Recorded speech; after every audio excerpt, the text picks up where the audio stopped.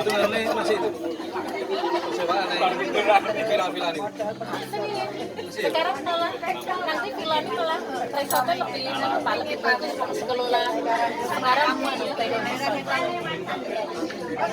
sekarang kan harganya jadi agak beda, mahal, tapi standarnya standar.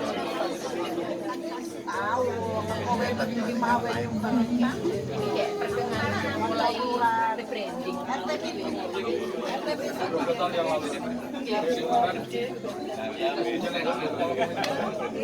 Tapi kalau itu kan ini pernah bebas terus ya.